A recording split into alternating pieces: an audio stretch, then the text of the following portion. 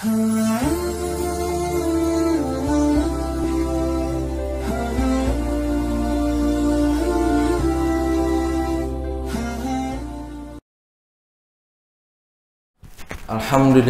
alhamdulillahilladzi arsala rasulahu bil huda wa dinil haqq liyuzhirahu 'alad dini kullih wa kafa billahi syahida. Asyhadu an la ilaha illallah wahdahu la syarikalah wa asyhadu anna Muhammadan 'abduhu wa rasuluhu alladzi la nabiyya ba'dah. Amma ba'du. Ibu-ibu, bapak-bapak, para pemuda-pemudi daramang sedena. Alhamdulillah. Allahu Akbar. Yes. Alhamdulillah, ibu-ibu, bapak-bapak, sareng saderek pemuda-pemudi kalian kudroh irodah Allah Subhanahu wa taala. Tiasa riung pulung pamprok jonghok patepang wajah dina kajian ngawasan ba'da subuh di Masjid Asob. Simkuring di paparinan pancen tugas ngisi utamina ku para pemuda disungkeun ngebahas atanapi mengkaji sirah nabawiyah atanapi tarikh sejarah nabi gitunya. Kumargi pemuda anu ngulemna nya disesuaikan sareng pemuda ari pek teh geuningan nu rempeg mah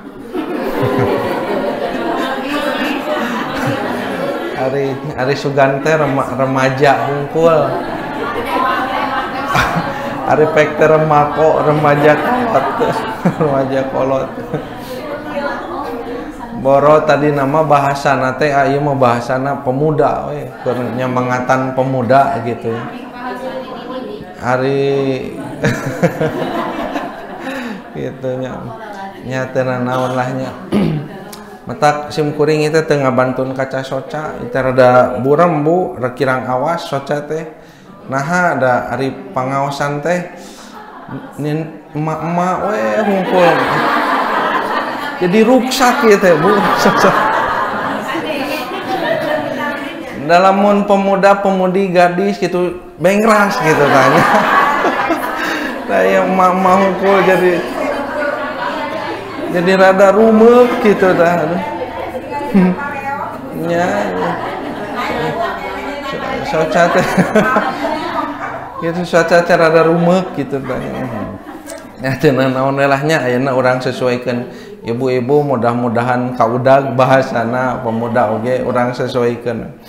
Tah ibu-ibu, bapak-bapak, para pemuda-pemudi salasna mah upami ngaos sejarah Islam atanapi sirah nabawiyah sejarah nabi ieu teh teu tiasa sakali dua kali pertemuan. Abdi kirang langkung aya 14 tempat nya ngawas sirah nabawiyah teh tos mang tahun-tahun can tararamat eta teh. Panglamina tos hampir 5 tahun langkung tadi Cikadut di Miftaul Huda tos 5 tahun lahung teh acan tamat. Malih kajian sirah nabawi nama salahna tos rengse sejarah Islam oge panjang. Ayeuna teh dugi kana pembahasan Daulah Abbasiyah, kemajuan Islam pada masa Daulah Abbasiyah. Ternyata Islam terlihat kemajuannya kalau sekarang ini kita melihat Amerika, Cina, nyabunya Rusia itu dengan teknologi perkembangan ilmu pengetahuan yang luar biasa sampai disebut sebagai negara-negara adidaya. Nah, dulu itu Islam pernah mengalami lebih dari itu. Pernah menjadi pusat ilmu pengetahuan, kekayaan paling banyak pada masa Daulah Abbas, dan itu kalau kita belajar sejarah kita akan tahu itu gitu. Nah, tapi ternyata sejarah itu kemudian redup karena jarangnya ada yang mengkaji. Para pemuda kurang mengkaji sejarah begitu. Jadi lebih terpesona dengan keindahan yang ada di negara-negara non-muslim. Jadi lebih senang nonton drakor gitu nepikeun ka nyurucud Cisoca gitu. Careuring kalalajo film nu karer itu. Tapi sejarah Islam jarang dikuak, jarang diungkap, sehingga kita tidak pernah tahu kebesaran Islam itu pernah seperti apa. Sampai orang dulu di Eropa, kalau melihat orang Islam, mereka itu sangat sungkan luar biasa, segan. Kenapa? Karena yang terbayang orang Islam itu bagi orang-orang Eropa dulu, bagi orang Amerika dulu, kalau lihat orang Islam itu adalah orang yang pintar, orang yang hebat, orang yang ilmu pengetahuannya luas, orang yang kaya raya, orang yang wah luar biasa begitu. Tapi saat ini justru sebaliknya gitu ya. Makanya perlu mengkaji sejarah gitu. Nah, jadi tidak ada ceritanya kalau misalnya saya dijadwal oleh pemuda itu 3 pertemuan kudu tamat, mau bisa tamat gitu ya. Jadi coba saya intisarikan gitu ya. Nah, sekarang kita mulai dari hikmah dibalik kelahiran calon nabi. Hikmah dibalik kelahiran calon nabi. Jadi kita lihat bagaimana Islam berawal ya di tanah Arab. Padahal sebetulnya Islam itu sudah lama begitu, sudah lama hadir begitu, bahkan bukan sejak zaman Nabi Muhammad. Dari sejak Allah menciptakan bumi ini untuk manusia, itu Allah hadirkan ajaran petunjuk yaitu Islam. Tapi karena setan ya menggoda manusia sampai manusia akhirnya menyimpang. Nah, pertama apa pengertian sirah nabawiyah? Sirah nabawiyah itu dari 2 kata. Pertama sirah, yang kedua nabawiyah. Nah, sirah itu berasal dari kata saro yasiru. Artinya berjalan. Berjalan, mapah gitunya berjalan. Nah, jadi sirah itu berjalan. Jadi maksudnya sirah itu artinya perjalanan. Ketika dimudhof ilaihkan ke nabawiyah, jadi perjalanan kenabian gitu. Hartos nanti perjalanan kenabian. Kenapa kita perlu mempelajari perjalanan kenabian ini? Karena bagaimana kita bisa menjadi seorang muslim yang benar, seorang mukmin yang benar, kalau kita tidak mempelajari bagaimana Nabi Shallallahu Alaihi Wasallam ya melakukan perjalanan ya mengemban tugas dari Allah Subhanahu Wa Taala untuk menyampaikan agama.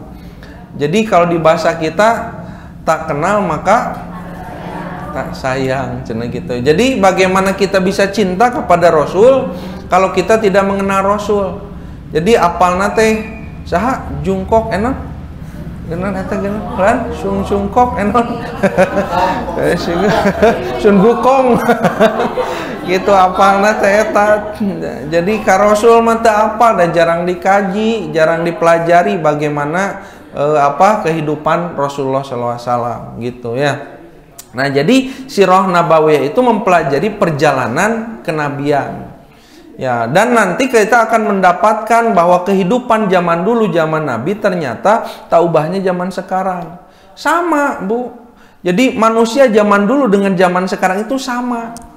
Yang membedakan itu peradabannya, teknologinya beda. Hari tamat aya handphone, aya nama aya gitunya. Hari tamat ibu-ibu tara kikian we, aya nama kikian we, ibu-ibu ngadekul gitunya. Ngadekul. Hari tamat teu aya, tapi perilaku manusia dari zaman dulu sampai zaman sekarang sama. Ya. Perilaku mah sama. Zaman dulu ada orang baik, orang jahat, ya orang hasud, orang jujur, orang khianat, dari zaman dulu sampai zaman sekarang sama. Makanya bagaimana kita menyikapi manusia zaman sekarang, lihat bagaimana cara Nabi menyikapi manusia zaman dulu. Bagaimana Nabi nih, Bu, di tengah-tengah tanah yang begitu gersang ya. Makanya kenapa kalau kita pelajari kenapa Nabi itu diutusnya di Mekah, di tanah Arab ya. Ini para pemuda coba perhatikan di sini. Peradaban besar zaman dulu ya, di masa Nabi SAW di dunia itu peradaban yang besar zaman dulu itu satu, misalnya Romawi ya. Romawi yang sekarang itu sampai ke masa modernnya turunan-turunan dari Romawi itu ke Eropa sekarang itu ya, bangsa Eropa. Romawi, kemudian Persia, kemudian Mesir, kemudian Hindustan, India, Hindustan itu peradaban tua. Termasuk peradaban Sungai Kuning, Cina. Nah, ini 5 peradaban besar dulu itu. Sejarah panjang kalau belajar sejarah para pemuda. Ustaz Budi memang suka sejarah ya. Sejarah Cina dipelajari dari mulai dinasti Han, dinasti Ming dan sebagainya. Perjalanan sejarah Cina seperti apa sampai turunannya ke Mongol. Di Mongol itu kenapa orang-orang Mongol banyak yang pergi ke India? Sampai di India ada marga khusus, marga Han. Itu dari keturunan Hulagu Khan gitu, Genghis Khan. Itu sampai di India ada satu marga Khan. Sahrul Khan. Eta teh marga Mongol eta teh. Ya, kalau baca sejarahnya panjang begitu ya. Aya Amir Khan, aya Sadi, apa artis-artis India? Eta teh anu Khan hunggul tah. Salman Khan gitu.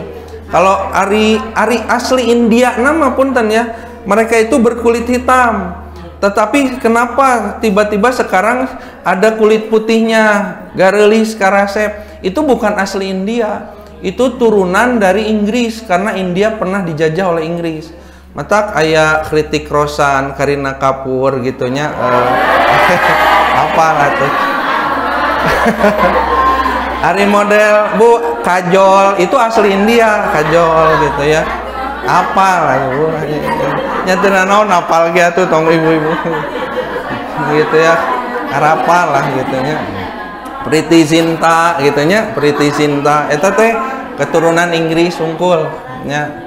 Naon deui Bu, zaman ibu-ibu zaman kapungkur aya disebut teh Amitabh Bachchan, aya Mitun Chakraborty gitu nya gitu. Apalah gitu. Nah, maca sejarah, baca sejarah. Nah, jadi seperti Syahrukh Khan itu agamanya marga Khan, agamanya Islam. Kenapa? Karena mereka itu dulunya dari Mongol pernah melakukan sebuah penyerbuan ke Baghdad, ke Irak. Pusat pemerintahan Islam pada situ ada di Irak, di Baghdad ketika Islam mengalami masa keemasan Daulah Abbasiyah. Bangsa Mongol menyerbu ke sana sampai dalam kurun waktu 1 bulan sekitar 1.000 orang atau bahkan yang menyebut 100.000 orang dibantai oleh bangsa Mongol. Nah, kemudian bangsa Mongol banyak yang menetap ya di wilayah Persia, kesananya ke wilayah Uzbekistan, Pakistan gitu ya. Makanya banyak keturunan Han itu dari Mongol. Itu kalau kita baca sejarah resep begitunya. Nah, jadi ada dari situ kenapa Nabi itu tidak lahir dari 5 peradaban besar ini? Kok Nabi itu lahirnya dari tanah Arab yang gersang. Tanah Arab yang gersang ya. Nah, ini wilayah yang ungu itu wilayahnya Romawi. Wilayah Romawi, yang kuning wilayah Persia. Nah, ke sini ke sana ya ke sebelah petana teu keagengan. Ke sebelah situnya wilayah Hindustan, wilayah Sungai Kuning itu sampai ke rintisannya nanti ke Rusia ya, Uni Soviet nanti. Nah, tapi di tanah Arab itu disebut di dalam Al-Qur'an Nabi itu lahir nanti itu di satu tempat yang dulunya pernah disebut di Al-Qur'an surah Ibrahim ayat 7 apa? Biwadin ghairi dzi zar'in. Di satu lembah padang pasir yang tidak ada apa-apa. Jadi di tanah yang tidak pernah dilihat sedikit pun oleh bangsa Romawi, bangsa Persia. Tidak ada bangsa-bangsa besar dulu yang ingin menjajah daerah Mekah, Arab. Kenapa? Gersang, rek naon didinya. Tidak ada apa-apa di situ, gitu. Tapi justru kenapa Nabi dilahirkan di situ? Allah mau membuktikan kepada umat manusia bahwa kalau Islam ditegakkan ya di tanah yang walaupun di situ gersang tidak ada apa-apa, kalau Islam ditegakkan pasti akan makmur, gitu. Makanya kita coba ambil pelajaran. Lamun ayeuna di dia di satu tempat di sini di daerah di Jatihanap lah, di Jatihanap. Tegakkan Islam di sini, tegakkan sunnah, tegakkan Al-Quran di sini, maka daerah itu akan makmur dengan sendirinya. Allah Subhanahu Wa Taala yang memakmurkannya. Ya, maka ya di Asop oke. Kalau di Asop misalnya, kalau terasa misal di masjid ini terasa gersang, misalnya terasa kering begitu ya, kurang ada kehangatan, kurang, bisa jadi ada sesuatu yang salah. Yang salahnya apa? Bisa jadi ya kita ya hati-hati makanya nih. Kalau kita masih bisa berkumpul, memakmurkan masjid dan sebagainya, maka Allah Subhanahu Wa Taala masih menjaga kita karena kita menjaga niat. Niat nu paling utama. Niat mah kayaknya niat lillahi ta'ala. Pokoknya mun ngerjakeun naon niat lillahi ta'ala ya, maka pasti Allah jaga kemakmurannya. Tapi lamun niat geus nyimpang. Jadi niat itu sudah bukan karena Allah. Niatnya geus hayang kapuji ku batur, geus hayang dihargaan ku batur, geus hayang yang sifatnya dunia gitu ya. Maka tunggulah kehancurannya. Jadi satu pergerakan dakwah termasuk masjid dan sebagainya akan hilang kemakmurannya kalau orang-orang di dalamnya sudah hilang niat karena Allahnya. Jadi lamun ngerjakeun naon teh hayang dihargaan, ngerjakeun naon teh hayang dipuji ku batur. Yang sifatnya manusia, siap-siaplah manusia itu pasti akan mengecewakan. Ya. Manusia itu tempatnya pembuat kecewa gitu. Makanya seseorang kalau bergantung kepada orang lain, kepada manusia yang lain, siap-siap kecewa. Aduh, udah kahayang mah dipuji, ada peke teu dipuji, kecewa teu? Kecewa. Geus kecewa pundung, geus pundung leungit begitu. Jadi akan begitu. Tapi kalau kita menegakkan niat itu karena Allah, rek aya nu muji, rek henteu, rek aya nu ngahargaan, rek henteu, rek di naon istilahnya pokokna mah teu peduli, pokokna mah abdi mah ibadah ka masjid teh lillahi ta'ala, insyaallah akan terjaga. Sok gitu. Jadi lamun kalau sudah menggunakan perasaan dengan harapan manusia, siap-siap kecewa. Baik pemuda, pemudi, bapak-bapak, ibu-ibu, siapapun begitu ya, yang kalau menyandarkan diri kepada perhitungan yang disebutnya manusia, siap-siap kecewa. Dan kalau kecewa, nyeri hati, biasanya sok rada hese di ubaran. Lamun bohak ka koet mabu, di betadinan, enjing pageto garing, beres cager. Hati mah sakapeungo, mang tahun-tahun gitunya. Ya. Ngabeberes nate metak. Itu yang harus dijaga, itu yang harus menjaga itu apa? Lillahi ta'ala. Karena Allahnya. Jadi sekali lagi, menegakkan agama Allah tidak akan bisa kalau tidak ada kalimat la ilaha illallah. Tidak ada kalimat kalau niat itu innamal a'malu bin niat. Tidinya heula mimitina. Nah, makanya ketika Islam ditegakkan di tanah yang gersang sekalipun makmur. Coba lihat, biwadin ghairi dzar'in, satu tanah yang gersang tidak ada apa-apa dulu. Pan teu aya naon di dinya teh. Aralimeun kadinya.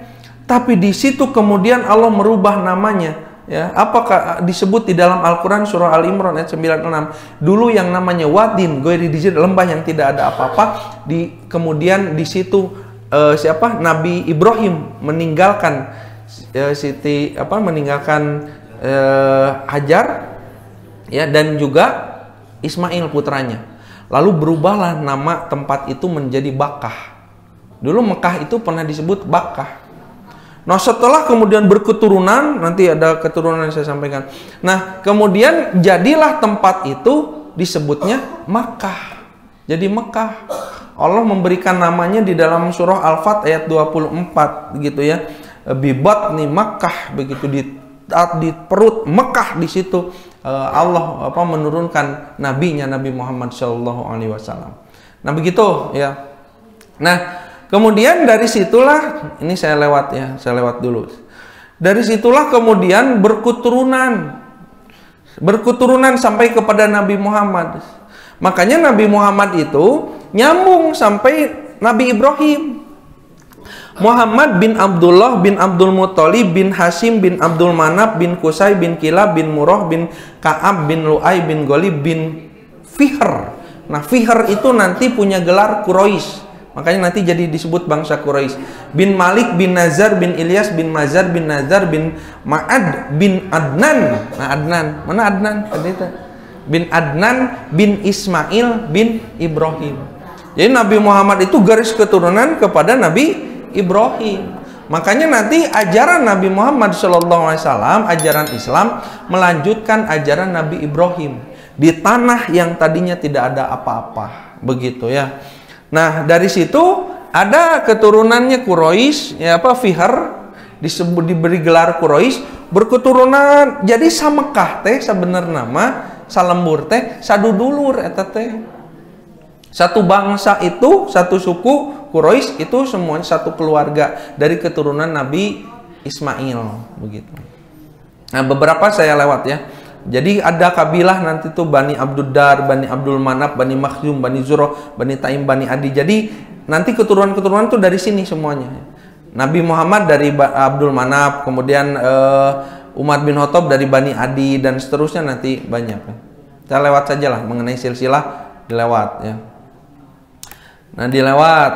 Nah, Bapak gini ya. Di Arab itu, Arab sebelum datangnya Islam, itu mereka itu terutama orang Mekah sudah biasa berdagang.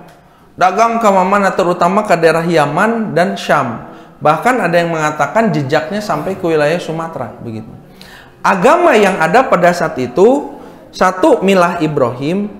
Milah Ibrahim itu agama dari ajaran Nabi Ibrahim. Kemudian yang kedua agama Wathaniyah. Wathaniyah itu agama yang menyembah berhala. Nah, kemudian ada Ahlul Kitab. Ahlul Kitab nanti berada di luar Mekah, yaitu Nasrani dan Yahudi. Kemudian Majusi di wilayah Persia, penyembah api. Itu agama yang ada ketika Nabi Muhammad SAW diturunkan.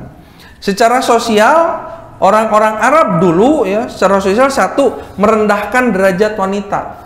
Jadi punten Bu, ayeuna sekarang ini ya, wanita itu, perempuan itu ketika hadirnya Islam sudah diangkat setinggi-tingginya derajatnya. Tapi ingat, setinggi-tingginya derajat wanita, tetap saja Allah menyampaikan ar-rijalu qawwamuna 'alan nisa. Bahwa laki-laki itu ya adalah qawwam. Qawwamnya 'alan nisa, qawwamnya perempuan. Pemimpinnya, gampangnya malah nerjemah. Jadi setinggi-tingginya derajat wanita tidak bisa melampaui laki-laki karena Allah sudah menetapkan laki-laki itu ya kedudukannya di atas wanita. Jangan berharap begini pan emansipasi enak. Bu, emansipasi. Emansipasi. Kesetaraan gender begitu ya. HAM, hak asasi manusia, setara dari segi apa? Allah sudah menciptakan beda, ulah sok disarwakeun. Da geunean ibu-ibu sok Bu, pe orang ngangkatan nu berat cenah ieu bagian lalaki nya. Pan eta teh menunjukkan beda ku tanaga ge puntennya awewe mah biasana sok heureut lengkah panennya. Gitu. Itu karena memang laki-laki dengan perempuan Allah ciptakan beda. Kalau Nabi menyampaikan begini, idzas tawau halaku, cek Nabi teh. Jika sudah merasa sejajar, laki-laki dan perempuan sudah merasa sejajar, ingin merasa sama, begitu ya. Halaku kata Nabi maka binasa, cilaka gitu. Nah, puntennya dari kehidupan manusia itu ada yang disebut dengan hierarki. Ieu teh ku Nabi diajarkan. Jadi kieu aya nu kudu dipikolotnya. Ada yang memimpin, ada yang dipimpin. Dina keluarga ge kitu. Puntennya pami misalna teh aya keneh indung bapak nya ya, barudak teh pan anu ngaping, nu mingpin teh kolotna. Begitu orang tuanya sudah tidak ada, ayah ibu tidak ada, kenapa banyak yang disebut dengan non paremen obor gininya, biasa sok ngariung, gestara ngariung dan sebagainya. Kenapa coba begitu ya? Itu karena sabda Nabi tadi idas tawau halaku. lamun geus kabeh geus ngarasa sajajar, adi geus ngarasa sajajar jeung lanceuk sarua gitu, geus ngarasa sajajar halaku bubar gitu. Mata ajaran Nabi apa? Kudu aya nu dipikolot. Jadi dina keluarga kudu aya nu dipikolot. Kalau hilang ya yang dipertuakan, maka bubar halaku.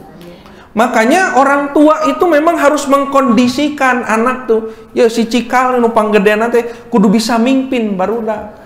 Jadi ketika adik-adina begitu, ketika orang tuanya tidak ada, punten ya nu panggedena teh kudu bisa dipikolot. Ulah kolot mah kolot kan, jika bubudakeun kalau tak ulah kitu. Jadi kudu aya nu dipikolot. Tapi sakapeng bisa jadi lanceukna teu bisa mimpin. Dipimpin ku adina teu nanaon, tapi dipikolot teh lain ku umurna tapi ku elmuna, bisa gitu. Pokona mah kudu aya nu dipikolot. Lamun henteu ngarasa sajajar kabehanana ngarasa sajajar ngarasa sarua bubar, bubar. Jadi paaing-aing gitunya bubar. Nah di organisasi juga sama. Di organisasi kalau misalnya sudah tidak ada yang dipertuakan di situ akan hancur. Makanya kenapa setiap misalnya ada seorang ketua, ada seorang pemimpin tidak ada, apakah meninggal dunia atau misalnya lepas jabatan dan segera diangkat pemimpin lagi. Kenapa? Kalau tidak bubar. Kenapa? Karena bingung. Kenapa semua merasa sama? Makanya harus dikondisikan pada sebuah organisasi itu ada yang disebut dengan kaderisasi. Da kalau teh moal salilana aya gitu ya. Ketua ieu teh moal salilana aya, guru moal salilana aya. Kudu bisa ngader ya, mana nu engke bakal ngagenti, mana yang akan melanjutkan.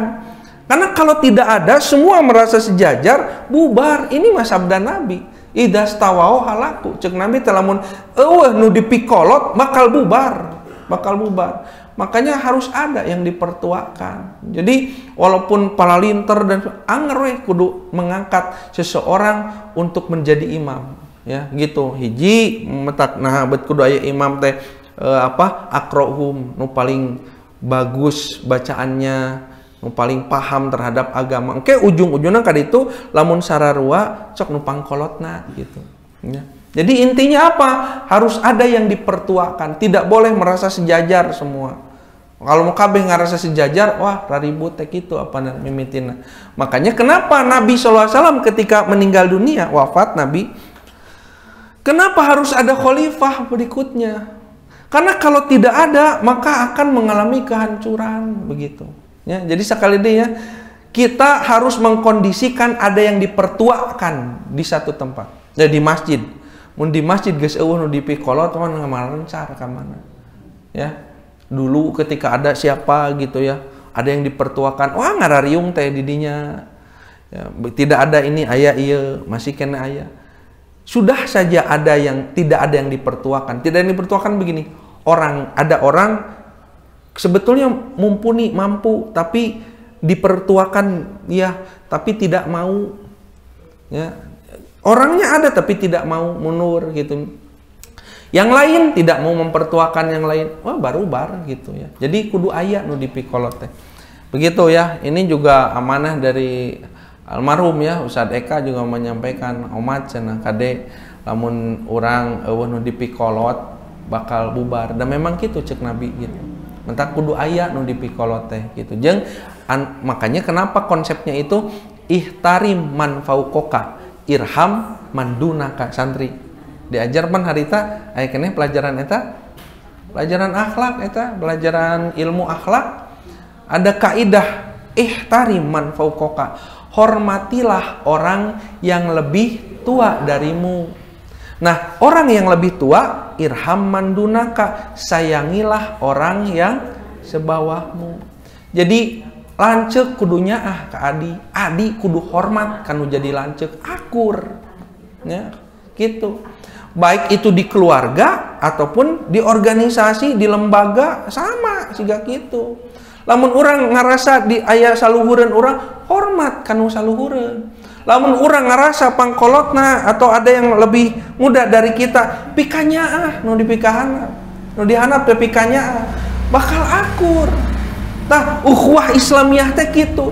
Tapi lamun adi geus ngarasa sajajar jeung lanceuk geus teu bisa dipikolot, hancur, bubar gitu ya. Gitu. Jadi ieu mah konsep ti Nabi gitu ya. Makanya kenapa bangsa Arab harus pada saat itu diutus seorang nabi, harus ada yang dipertuakan. Maksudnya harus ada yang dijadikan sebagai orang ya, utusan Allah yang memimpin manusia. Karena manusia kalau tidak ada yang memimpin, ngerasa sajajar, hancur, bubar gitu. Nah gitu ya. Nah, lanjut, saya banyak yang dilompat ya, ini lompat lami teuing. Nah, sekarang masih ada waktu ya. Tahun kelahiran calon nabi. Jadi nabi dilahirkan di tanah Arab pada saat itu, di mana orang-orang sudah sudah terlalu jauh ya di dalam akidah yang lurus dari ajaran Nabi Ibrahim itu sudah terlalu banyak jauh menyimpang. Walaupun bekas-bekasnya ada, siga ibadah haji sebelum ada Nabi Muhammad, orang-orang Arab ibadah haji tiap tahun. Makanya kenapa mereka memberi nama bulan itu disebutnya Dzulhijjah, bulan haji. Dzulhijjah itu bukan diberi nama oleh Allah, bukan diberi nama oleh Nabi, maaf. Ya. Bulan Muharram, Sofar, nanti Ramadan, Sofar, Rabiul Awal, Rabiul Akhir, Jumadal Ula, Jumada Saniyah, begitu ya. Dan seterusnya, itu nama-nama bulan. Bukan Nabi yang memberi nama, bukan Islam yang memberi nama. Yang memberi namanya orang Arab. Orang Arab. Kenapa disebut bulan Muharram? Karena bagi mereka bulan itu haram untuk melakukan peperangan, ya. Kenapa disebut Sofar? Karena pada bulan itu mereka biasanya bepergian, ngeberencar keluar, melakukan perjalanan, karena musim pada situ musimnya tidak terlalu panas, tidak terlalu dingin. Kenapa disebut Jumadil Ula? Jumadil itu, Jumad itu dari kata jamad, jumud. Karena bahasa Sunda jadi jumad, ya. Artinya itu beku. Jumad itu artinya beku, musim dingin. Mentah karena bahasa Sunda jadi jumad, anu jumad makan beku bibir nanti ngebotam zaman dud gitu tanya, beku zaman dud tercair gitu tanya. Ya itu bahasa Sunda teh tinu bahasa Arab. Zaman dud nya, zaman dud jumad eta teh tinu bahasa Arab.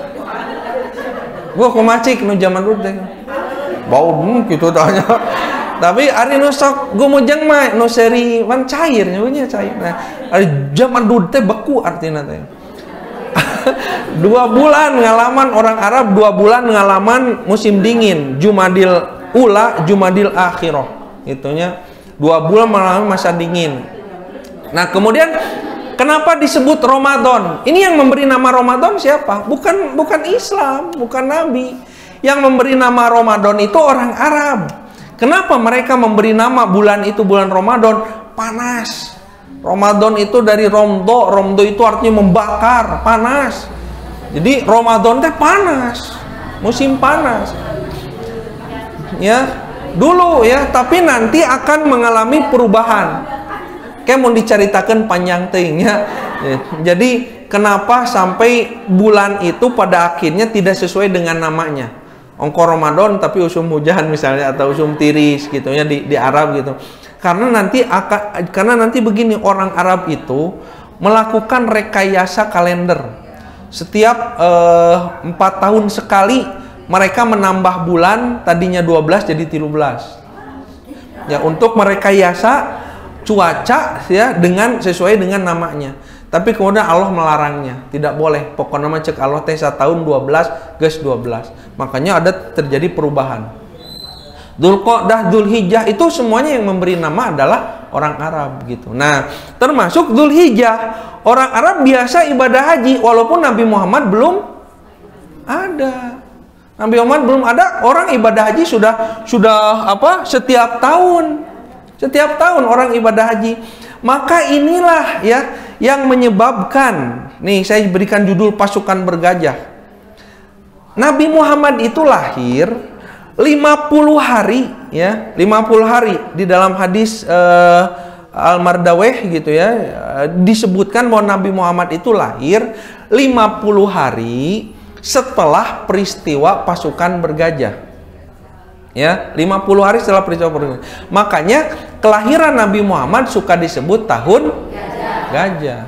Karena waktu itu belum ada perhitungan angka tahun kecuali Masehi.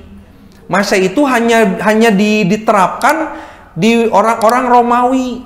Orang-orang di wilayah Syam ke atas gitu ya. Orang Arab tidak menggunakan Masehi, hanya menggunakan nama tahun itu dengan nama kejadian, ya, nama kejadian. Nah, disebut tahun gajah karena ada pasukan bergajah. Nah, ini awal mulanya dari sini, dari ibadah haji. Jadi begini saya ceritakan nih, iya mah ceritakan malah. Jadi gini, Bapak di apa? Ini Arab ya, ini Arab tak? Ya, Arab tempat kelahiran Nabi di sini di Mekah. Nah, naik ke atas 450 km ke atas Madinah. Nah, Arab teh sakieu ieu teh Arab. Ini yang tidak terjamah, Arab yang tidak terjamah. Tidak mau orang-orang datang ke sini. Ini wilayah Romawi terus, nah sampai ke sini itu Romawi. Afrika termasuk jajahan Romawi. Di Afrika ada satu negeri, satu bangsa yang disebut dengan Abyssinia atau apa namanya? Habsyah. Sekarang itu jadi negara Ethiopia di Afrika sekarang. Dulunya itu Habsyah. Itu adalah kekuasaan Romawi. Ada rajanya namanya Raja Najasyi. Nanti ceritanya panjang Raja Najasyi. Hanya Raja Najasyi sebelum masuk Islam, ketika masih beragama Kristen, masih beragama Nasrani, karena wilayah Arab nih yang sebelah selatan tadi dia nu caket laut, aya nama Yaman, wilayah Yaman, Oman, Maman, kadituna Sulaiman, gitu ya. Gitu ya. Di dia nah di sini nih, ini di sini.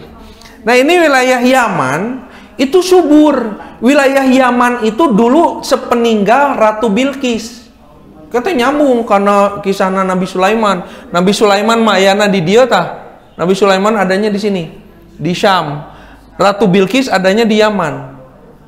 Eta manuk hibar ti dia ka dia. Ini jaraknya sekitar berapa ya? 2000 sampai 3000 km. Manuk hudhud teh agenanya ngapung gitu. Makanya burung hudhud pernah hilang. Cek Sulaiman teh ka mana hudhud? Ya, dicari-cari sampai Nabi Sulaiman hampir melaknat burung hudhud. Ternyata burung hudhud sedang mencari informasi ke Ratu Bilqis. Nah, istana yang dipindahkan itu dari sini, dari Yaman ke dia. Gitu ya. Mau diceritakan bakal panjang deh. Ya, khusus nanti kisahnya Nabi Sulaiman atau Bilqis dan sebagainya ya. Nah, di sini di Yaman ini subur, makanya Yaman itu dijajah oleh Romawi karena subur. Tapi kadia mah ya di Arab, di tengah Arab gersang, tidak mau orang Romawi. Nah, ketika Yaman berhasil dikuasai oleh Romawi, maka di sini Raja Najasyi sebagai penguasa di wilayah Habsyah butuh gubernur lah istilahnya. Maka dia mengirim seorang gubernur ya, disebutnya raja dulu, raja kecil ya, Raja Aryat namanya, Aryat. Nah, tapi Raja Najasyi itu punya kakek gitu ya, punya orang tua yang tidak suka dengan Aryat, maka diutus juga pada saat itu penguasa yang lain yaitu Abraha. Nah, jadi tinggal di Yaman dua penguasa, Aryat dan Abraha. Karena Abraha ini orang yang sangat ambisi, sampai Aryat itu dibunuh oleh Abraha. Jadi penguasa tunggal di Yaman adalah Abraha. Gitu, nih Abraha. Nah, semuanya berawal dari Abraha ini, ya. Abraha bin Asobah namanya itu. Abraha dia punya ambisi. Ketika dia mau ambisinya itu menguasai begitu. Ketika wilayah Yaman dikuasai oleh Abraha, sebagai bentuk syukurna gitulah, syukuran mun urang mah Abraha teh. Maka dia ingin membangun satu bangunan suci begitu. Maka dibangunlah satu tempat ibadah, gereja, karena agamanya Nasrani. Dibuatlah gereja namanya Gereja Al-Qulais. Gereja Al-Qulais. Nah, ini nih. Gereja Al-Qulais ini dibangun oleh Abraha sebagai bentuk syukurnya, sok aya nama aribadah di dia cenah, aribadah. Nah, ketika melihat orang-orang beribadah di gereja Al-Qulais, Abraha itu karena orangnya ambisius, dia itu selalu terngiang-ngiang, teringat-ingat dengan apa? Dengan tadi Ka'bah. Nah, cenah eta di tempat yang begitu gersang di Mekah, tidak ada apa-apa di situ, tapi setiap tahun orang-orang berbondong-bondong beribadah ke sana, ibadah haji. Wah, cenah sigana mun dipindahkeun ka dieu cenahnya eta Ka'bah, mun dipindahkeun ka dieu ka Al-Qulais, sampai orang itu setiap tahun berbondong-bondong ka dieu. Wah, rame jigana Yaman cenah gitunya. Orang pindahkeun we kitunya cenah begitu ya. Nah, ternyata niatnya seperti itu terdengar oleh bangsa Arab, orang Mekah. Dan itu merupakan sebuah penghinaan, apa istilahnya, melecehkan, ngeledek gitu. Makanya ada seorang bangsa Arab namanya Al-Kinani, ya, salah seorang penduduk Mekah. Dia ketika berdagang di Yaman, jadi orang Mekah mah dagang paling sering itu ke wilayah selatan Yaman, wilayah utara ke Syam, gitu. Ketika berdagang ke wilayah Yaman, mendengar niatnya Abraha ingin memindahkan Ka'bah ke Yaman, maka Al-Kinani ini melakukan sebuah pelecehan terhadap gereja Al-Qulais. Apa dia masuk ke gereja Al-Qulais, dia buang tinja di situ. Jadi berak. Ah, cenah dipodolan we cenah gitu. Ceuk Al-Kinani teh begitu. Maka ketika Abraha pada saat itu diberitahu bahwa gereja sucinya yang dia bangun dihinakan, marahnya sahanu teu amek, Bu, nya. Sok sega diurang aya di masjid. Puntennya jual aya jelema asup ka dieu. Jual miceun we di dieu. Apanan nafsuna siga kumaha urang teh. Komo bipengkinya. Wah, reun teu amek pisan. Tong waka aya nu kitu atuh. Aya nu di luar wae nang teu pararuguh gitu, langsung dipengki. Itu karena apa disebutnya sense of belonging. Non sense of belonging teh rasa memiliki yang tinggi, dan sense of responsibility, rasa tanggung jawab yang tinggi kepada masjid. Hatinya terikat dengan masjid. Mudah-mudahan kelak di akhirat menjadi orang yang dinaungi Allah Subhanahu wa taala. Gitu. Nya kudu kitu atuh, kudu aya kepedulian ka masjid teh, nya. Ka masjid teh ulah hare-hare. Di masjid aya nu kotor, aya sampah, aya naon, hare-hare diantepkeun, ya. Di masjid geus rek daruntuh, geus rek naon, diantepkeun. Hare-hare nu kitu mah moal mendapatkan naungan kelak di yaumul kiamah, di padang mahsyar. Orang-orang yang mendapatkan naungan dari Allah Subhanahu wa taala di padang mahsyar adalah orang-orang yang hatinya terikat dengan masjid. Lamun ningali masjid teh peduli, mun ningali masjid teh aduh mun aya nanaon teh aya kotor teh hayang marsihan gitu tanya. Mun aya nu ieu nilep nu aya nyengsol hayang ngalempengkeun gitu teh. Teu hare-hare gitu. Itu adalah orang-orang yang dinaungi. Insyaallah mudah-mudahan keikhlasan menyebabkan pahala dari Allah Subhanahu wa taala. Nah, gitu ya, Pak. Aya nu ngotoran atau emosi gitu. Abraha teh. Maka kata Abraha, "Ya orang mana cenah?" Eta cenah orang Arab. Bari dagang ka dieu, bari puntennya da resep nyebutna bari modal di dinya gitu tah. Begitunya punten. Nah, makanya emosi, maka kata Abraha sakalian we cenah, "Hayu urang kirim pasukan ka ditu, urang hancurkeun Ka'bah." Begitu. Kita bangun kembali nanti Ka'bah dikagok cenah begitu. Makanya kemarahan Abraha ini mengawali rencana penghancuran Ka'bah. Tadina mah hanya sekedar cita-cita we hayang ngabangun Ka'bah.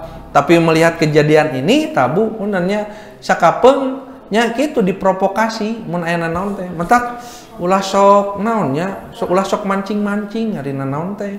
Lamun kalau tidak mau ingin kejadian sesuatu ulah sok mancing-mancing. Di urang mari diamek embung ari kalakuan pi amekeun nya. Dicarekan embung ari kalakuan pi carekeun gitu tah. Jadi siga kieu punten nya Bu, sok aya mun dinu WA pan aya nama usum WA dina grup dina naon ongko sok resep heureuy nya.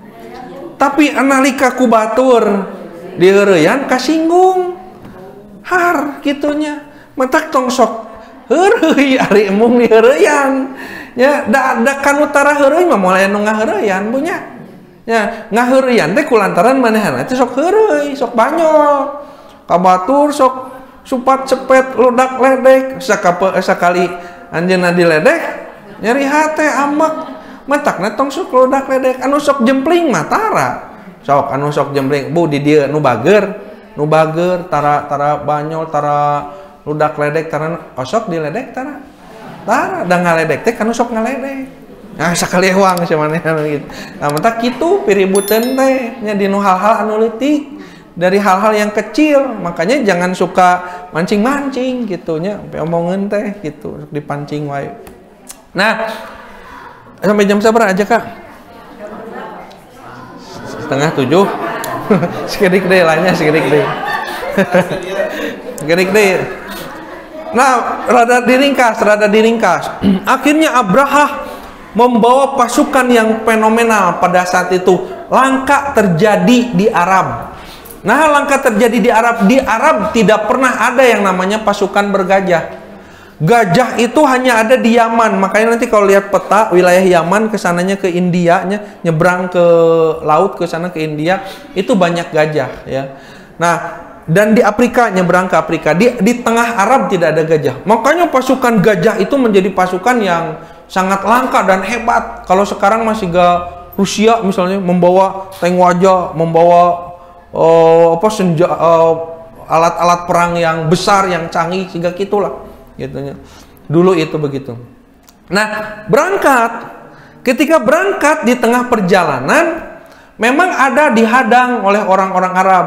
Ya, kalau ceritakan semuanya akan banyak ya seperti Dzun-Nafr, Nufail bin Habib dan sebagai gabungan kabilah Syahron dan sebagainya. Itu pernah melakukan penghadangan. Yuk, rekamarana yuk, cegat cenah. Pas begitu dicegat, nu ditempuk gajah hungkul. Terjadi gitunya. Releh lah gitu ya. Sampai singkat cerita, saya persingkat ya. Singkat cerita, rombongan gajah itu pada akhirnya bisa sampai hampir ke tanah Mekah, wilayah Mekah. Nanti ada sebuah tempat yang disebut dengan Al-Mughamsi. Al-Mughamsi itu nanti di luar perbatasan kota Mekah gitu ya. Jadi Abraha sebelum masuk ke kota Mekah, beliau diam dulu di situ dengan pasukan gajah. Nah, lalu Abraha pada situ mengutus diutus utusan Abraha ya. Jika itu bejakeun heula cenah begitu ya kepada orang-orang Quraisy, orang-orang Mekah bahwa saya datang ke situ bukan untuk perang, tapi coba saya ingin memindahkan Ka'bah.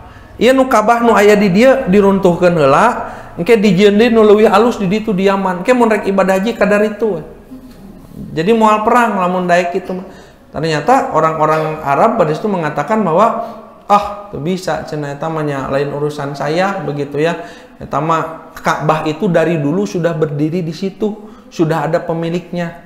Ya, sudah ada yang mengurusnya. Jadi eta mah lain urusan saya. Makanya sampai Abraham mengutus pasukan pada saat itu untuk menggertak orang-orang Quraisy, digertak masuk ke sana, direbut ratusan ekor unta, ribuan ekor unta miliknya orang Quraisy diambil, termasuk 200 ekor unta milik Abdul Muthalib dibawa.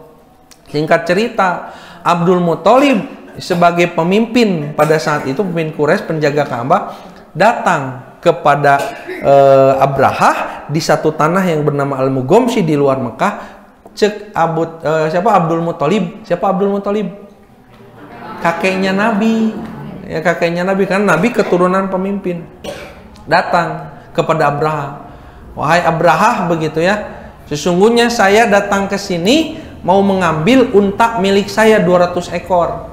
Abraha tadinya kedatangan pemimpin Quraisy, tadinya wah ini pemimpinnya cenah. Orang diskusi dialog. Ternyata yang disampaikan oleh Abdul Muthalib kok bertanya tentang unta. Makanya Abraha turun pada situ dari gajahnya, dia mengatakan, "Hei, begitu ya. Sungguh aku datang ke tanahmu untuk merebut Ka'bah Bukankah Ka'bah itu tempat ibadahmu? Bukankah Ka'bah itu tempat kehormatanmu dan bangsamu? Bukankah Ka'bah itu tempatmu dan sebagainya? Kenapa kamu datang ke sini hanya menanyakan 200 ekor unta? Lain ribut ngobrolkan Ka'bah. Jadi cek Abraham ya gagal fokus nah gitunya. Tapi Abdul Muthalib pada itu menjawab, kata Abdul Muthalib ya, Inna robbal ibil, begitu, sesungguhnya pengurus pemilik unta-unta itu adalah aku. Sedangkan kata Abdul Muthalib, wa innal Ka'bah, sesungguhnya Ka'bah itu ada robnya sendiri, ada pengurusnya sendiri, pemiliknya sendiri.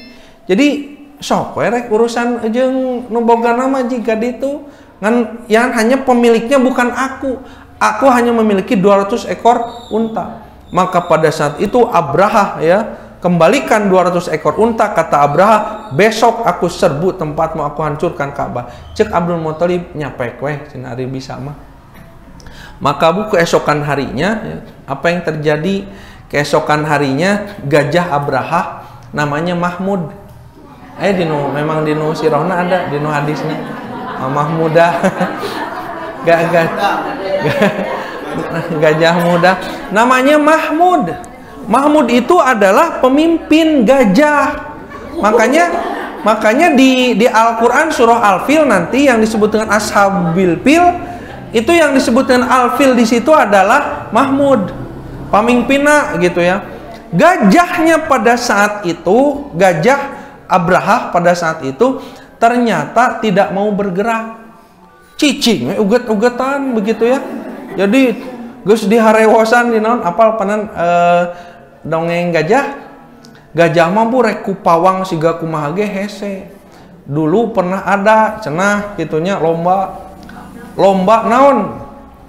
Lomba ngagoyangkeun sirah gajah.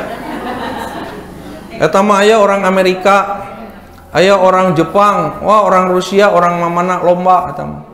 Sok cenah orang Amerika mana, wah awakna gede. Ya diunug-unug eta gajah cicing Bu. Uget-ugetan sakitu tanagana gede, cicing gajah mah gitunya. Gajah cicing.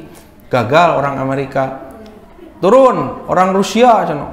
Uyog-uyog hese oge. Datang orang Jepang, orang mamana eta nguget-nguget hese. Da beunang nama ke orang Indonesia Bu. Ku si Kabayan. Ya dongeng si Kabayan itu. Si Kabayan turun eta teh cek panitia Bu, cek panitia cenah ieu nu kieu cenah. Tingali orang Amerika ge awak jangkung badag gitu hese, ieu nu kieu rek ngiluan. Cek Kabayan teh cenah cicing cenah kieu carana. Jol Kabayan mah Bu jol naon cik? Jol ngaharewos cek Kabayan teh kanu ceuli gajah. Yang dicolok siapa nih? Mung cenah. Jadi benang nama ku Kabayan mung cenah. Jadi goyang gitu sirahna. Pintarnya Kabayan ora Kabayan teh. Ah belah gitunya inti nama. Eta mah selingan ngaran teh tunduh. Nah Bu, terakhir ya, jadi si gajah itu ternyata tidak mau bergerak. Sampai diugat-ugat itu tidak mau, tapi kalau diputar balik ke wilayah Yaman, maju deui, hayang balik eta gajah teh. Kenapa? Karena gajah pada saat itu begitu ya, dia tahu apa yang akan terjadi. Gajah teh aduh picilakeun ieu mah cenah karek apal rek dibawa ka dieu cenah. Ketika mau melangkahkan kakinya masuk ke Mekah, gajah cicing, tidak bergerak. Makanya sampai turunlah pasukan bergajah itu, sampai Abraha nage turun, geus antepkeun tinggalkeun gajah, urang runtuhkeun ku urang. Makanya gajah tidak ikut di sana, itu tidak ikut. Nah, pada saat peristiwa turun orang-orang itu, maka kemudian Allah mengutus burung ya, burung. Allah utus burung, yang burung itu dari laut, dari wilayah Jeddah. Terbang burung itu bergerombol-gerombol. Burungnya itu seperti nyamuk, yang di patuknya itu panjang seperti belalai, membawa batu masing-masing 3, satu di mulutnya, satu di cengkraman dua di cengkraman kakinya gitu ya. Yang disebut batuknya itu adalah batu wabah dari tanah wabahnya, wabah diurang sehingga corona gitu wabah. Jadi corona mah sebenarnya mah tepati bahayaan kene batu iya. Jadi lamun kena teh nanti dina Al-Qur'annya disebut ya disebut nate seperti daun-daun yang digigit oleh ulat, melepuh kayak orang bacakannya. Naon ieu? Naon ieu? Ieu teh film seleres nama. Film ieu teh ngan kumaha nyetelna tah geuningan. Hirup teu? Hirup. Kumaha aya soraan teu?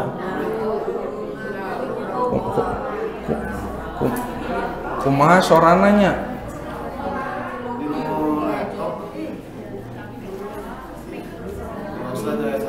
Tah wios.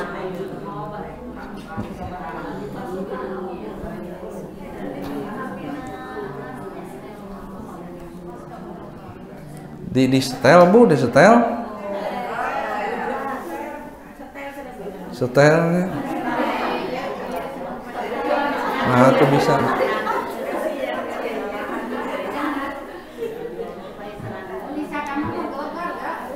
Saya soraan geningan. Saya soraan. Nyata ieu mah film, ieu mah Bu. Nah, harita teh ibaratna kieu lah gitu. Ilustrasi. Oh iya mah iya ajaka HDMI mah jadi suantena keluar jadi itu. Kudu nama.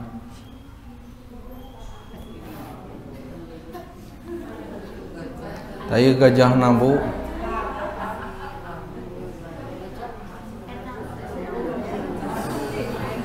Tuh ayat. Nyakal teh soraan.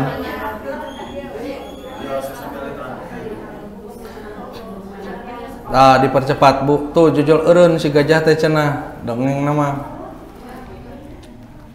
Nah, ketika masuk wilayah Mekah, gajah berhenti. Tidak mau masuk. Diugat-ugat ku kumaha ge teu bisa. Pawangna lantaran si kabayan gitu.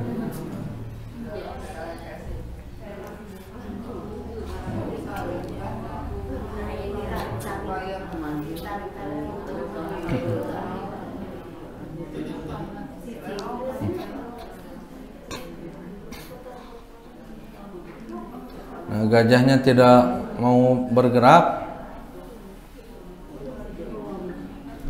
Alime gogodeg kata siga ieu kajantenana onta Nabi. Onta Nabi ketika peristiwa Fathul Makkah tidak mau bergerak. Kata Nabi, dia dihentikan oleh yang pernah menghentikan gajah Abraha.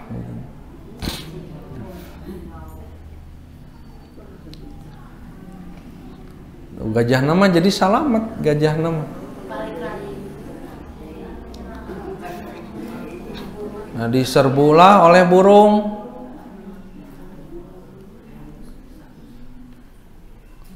Dicerita nama itu Abdul Muthalib cenah tah cenah.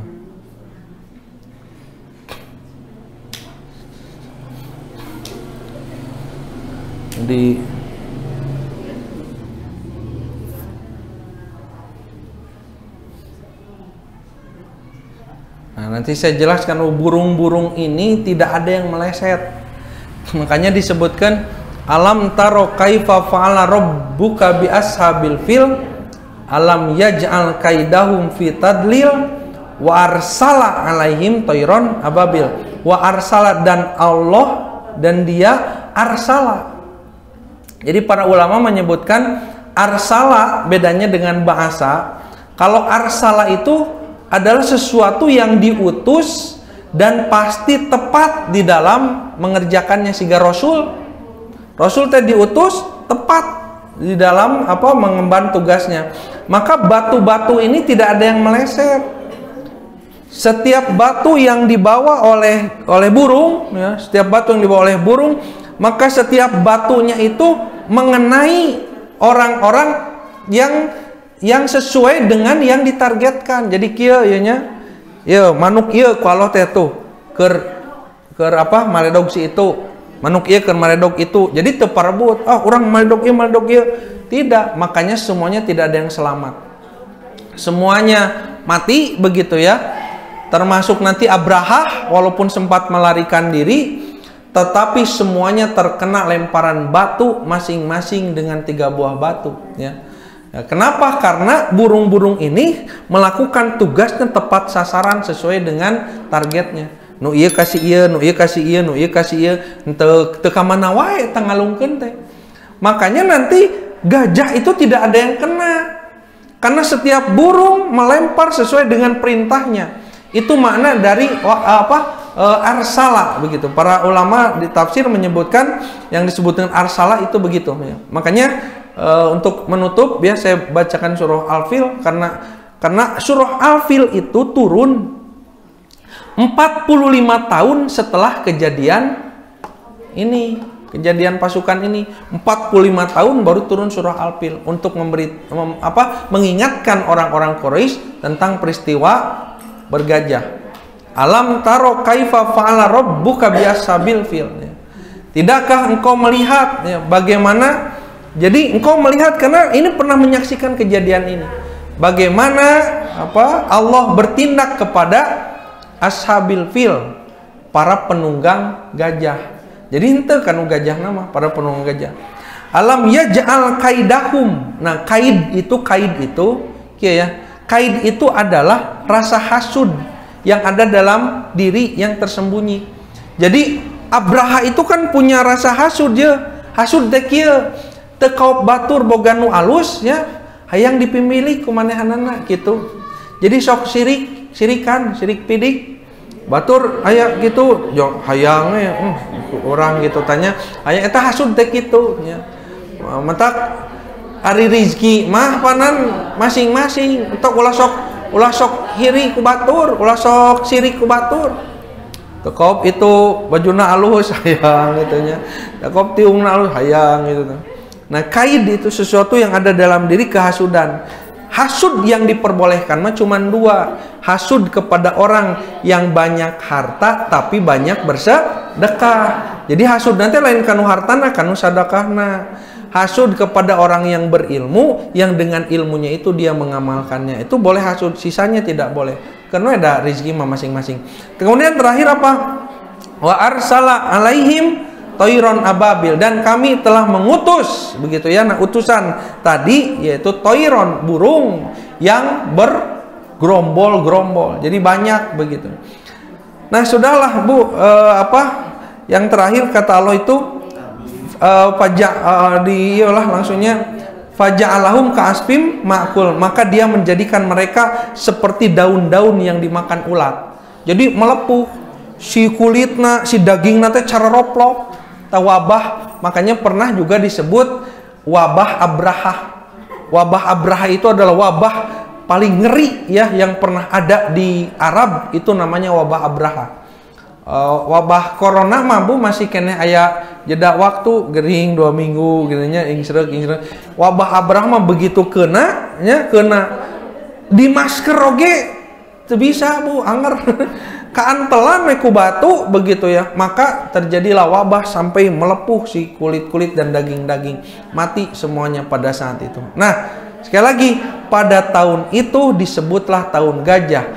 50 hari setelah peristiwa itu Nabi Muhammad Shallallahu Alaihi Wasallam dilahirkan.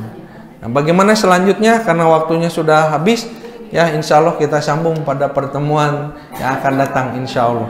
Demikian dulu yang bisa disampaikan, mudah-mudahan bermanfaat. Kita tutup, kita akhiri. Aku qouli hadza, astagfirullah li wa lakum. Wassalamualaikum warahmatullahi wabarakatuh.